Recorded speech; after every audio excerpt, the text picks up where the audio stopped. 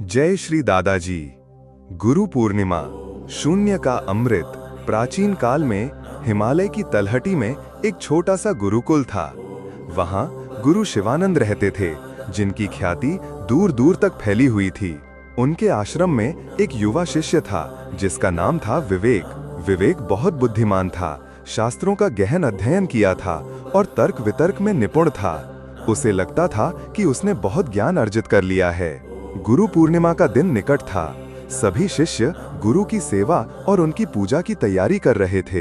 विवेक भी अपने ज्ञान का प्रदर्शन करने के लिए उत्सुक था। गुरु शिवानंद ने सभी शिष्यों को बुलाया और कहा, इस गुरु पूर्णिमा पर मैं तुम्हें एक अंतिम पाठ देना चाहता हूँ। जो इसे समझ जाएगा वही सच्चा ज्ञानी कहलाएगा। उन्होंने एक खाली मिट्टी का घड़ा लिया और उसे बीच में रख दिया। फिर उन्होंने विवेक से पूछा, विवेक, इस घड़े में क्या है? विवेक ने गर्व से उत्तर दिया, गुरुदेव, ये घड़ा खाली है, इसमें कुछ भी नहीं है। गुरुजी मुस्कुराए, अच्छा, तो तुम्हारे अनुसार ये शून्य है? हाँ गुरुदेव, ये शून्य है, विवेक ने दृढ़ता से कहा। गुरुजी ने घड़े को उठाया और उसमें निर्मल जल भरना शुरू किया। घड़ा भर गया।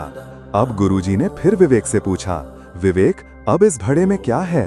विवेक ने कहा, गुरुदेव, अब इसमें जल है। गुरुजी ने फिर पूछा, तो क्या ये अब खाली नहीं है? विवेक उलझन में पड़ गया। नहीं गुरुदेव, अब ये भरा हुआ है। गुरुजी ने शांत स्वर में समझाया, देखो विवेक, जब तुम कहते हो कि घड़ा खाली है तो तुम उसके शून्य होने की बात करते हो, और जब तुम कहते हो कि घड़ा जल से भरा है तो तुम उसके पूर्ण होने की बात करते हो। हमारा मन भी इसी घड़े के समान है। जब तुम खुद को ज्ञानी या पूर्ण मानते हो तो तुम अपने मन को भरा हुआ समझते हो। ऐसे भरे हुए मन में नया ज्ञान, नई समझ कैसे प्रवेश करेगी? तुम सोचते हो कि तुम्हें सब कुछ पता है और यही तुम्हारे सीखने का सबसे बड़ा अवरोध है। सच्चा ज्ञान तब प्राप्त होता है जब तुम अपने आप को शून्य मानते हो, जब तुम विनयशील होते हो, जब तुम स्वीकार करते हो कि तुम्हें अभी भी बहुत कुछ सीखना है। तभी तुम्हारे मन रूपी घड़े में गुरु का अमृत ज्ञान प्रवेश कर पाता है। ये शून्य का भाव ही तुम्हें सीखने के लिए खुला रखता है और यही आंतरिक पूर्णता की ओर ले जाता है। गुरु पूर्णिमा का अर्थ केवल गुरु की पूजा करना नहीं है, बल्कि अपने अहंकार को शून्य करना है, ताकि गुरु का ज्ञान और मार्गदर्शन तुम्हारे हृदय में समा सके। जब तुम शून्य होते हो तभी तुम पूर्ण हो पाते हो।